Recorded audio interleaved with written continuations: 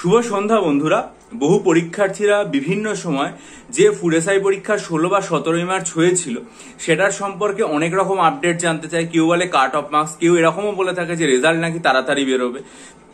এরকম বিভিন্ন খবর নানা উৎস থেকে শোনা যায়, কিন্তু আজকে যে খবরগুলো জানা গেছে, কলকাতা হাইকোর্ট থেকে যে আপডেট পাওয়া গেছে সেটা অত্যন্ত তাৎপর্যপূর্ণ। সেটা সমস্ত নিউজ চ্যানেলে দেখিয়েছে এবং অনলাইন আনন্দবাজার ও এই সময় সব জায়গাতে এগুলো আপলোডও হয়েছে। সেটা খুব গুরুত্বপূর্ণ বলে মনে হয়েছে, তাই আজকে আমি আপনাদের সাথে এটা শেয়ার করছি। শিরোনাম যেটা আনন্দবাজারে দেওয়া হয়েছে সেটা হচ্ছে খাদ্য দপ্তরের এসআই নিয়োগে স্থগিতাদেশ দিল হাইকোর্ট, প্রশ্ন ফাঁসের যে অভিযোগ সেটা নিয়ে তদন্তভার দিল সিআইডি। তাহলে দুটো জিনিস প্রথমে শিরোনামেই সবচেয়ে গুরুত্বপূর্ণ আকারে এসেছে।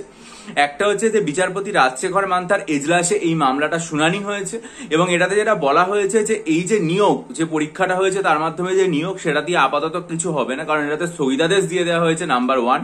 নাম্বার 2 সেটা হচ্ছে প্রশ্ন ফাঁসের যে অজস্র অভিযোগ উঠেছিল, যেগুলো নিয়ে আমি আমার চ্যানেলে প্রায় এক সপ্তাহ ব্যাপী দীর্ঘ ভিডিও করেছি, সেখানে বলা হয়েছে যে এটা নিয়ে তদন্তভার দেওয়া হয়েছে রাজ্যের যে গোয়েন্দা দপ্তর অর্থাৎ সিআইডি রয়েছে তাদের হাতে।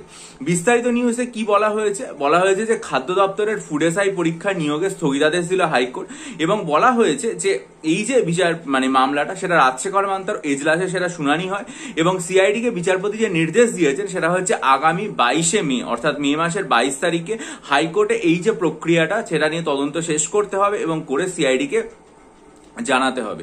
তারপরে যেটা সবচেয়ে তাৎপর্যপূর্ণ সেটা হচ্ছে এই প্রক্রিয়ায় স্থগিতাদেশ দেয় হাইকোর্ট এবং বলা হয়েছে যে এই পদে এখন কোনো নিয়োগ করতে পারবে না পাবলিক সার্ভিস কমিশন, অর্থাৎ এই যে পরীক্ষা সেটাতে কোনো রকম নিয়োগ করতে পারবে না পাবলিক সার্ভিস। আমরা দেখেছিলাম যে এটা নিয়ে প্রশ্ন ফাঁসের অজস্র অভিযোগ উঠেছিল, বহু ভিডিও বহু খবর চারিদিকে ছড়িয়ে পড়েছিল। আমি আমার চ্যানেলে এই সংক্রান্ত বিভিন্ন নিউজ চ্যানেলের খবর এবং ভিডিও দিয়েছি এবং আমার যেটা মনে হয় সেটা আমি সবসময় বলেছি যে যারা অপরাধী তাদেরকে চিহ্নিত করে কঠোর থেকে কঠোরতম শাস্তি দিতে হবে এই কারণে যাতে আমনে যে সমস্ত পরীক্ষাগুলো আসছে সেই পরীক্ষাটা ডব্লিউবিসিএস হতে পারে, মিসলেনিয়াস হতে পারে, ক্লার্কশিপ হতে পারে, পুলিশের পরীক্ষা হতে পারে, গ্রুপ ডি রিক্রুটমেন্ট হতে পারে, যে কোনো পরীক্ষা হতে পারে।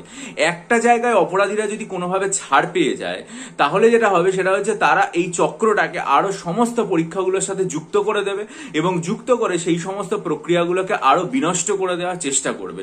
সেই দুরাচারের মেঘ যাতে কোনো জায়গায় না আসে তাই জন্য আমরা আস্থা রাখবো রাজ্যের যে সিআইডি রয়েছে তার উপরে। তারা নিশ্চয়ই ব্যাপারটা নিয়ে আরো তদন্ত করবে এবং তদন্ত করার পরে এখান থেকে যারা মূল অপরাধী, যারা মূল চক্রী, তাদেরকে খুঁজে বের করে তাদেরকে আইনানুগ কঠোর থেকে কঠোর দৃষ্টান্তমূলক সাজা দেবে, যাতে রাজ্যে অন্যান্য কোনো পরীক্ষাতে এই ধরনের কোনো দুর্নীতি আর যাতে হওয়ার সাহস না পায়, কোনো দুরাচারী বা কোনো দুষ্কৃতী যেন এইরকম কোনো অপরাধ করে ভবিষ্যতে পার না পেয়ে যায়। এবং যে সমস্ত পরীক্ষার্থীরা এত দীর্ঘদিন ধরে প্রচেষ্টা চালিয়ে যাচ্ছে, নিজেদের মেধা, নিজেদের পরিশ্রম এবং যোগ্যতার উপর নির্ভর করে যারা চাকরি পেতে চাইছে, নিজেদের পরিবারকে নিজেদের পায়ে দাঁড় করাতে, নিজের পায়ে দাঁড়িয়ে নিজের পরিবারকে এগিয়ে নিয়ে যেতে চাইছে, পরিবারের মুখে আলো ফোটাতে চাইছে, তাদের পরিশ্রম যেন কোনোভাবে বিফলে না যায়।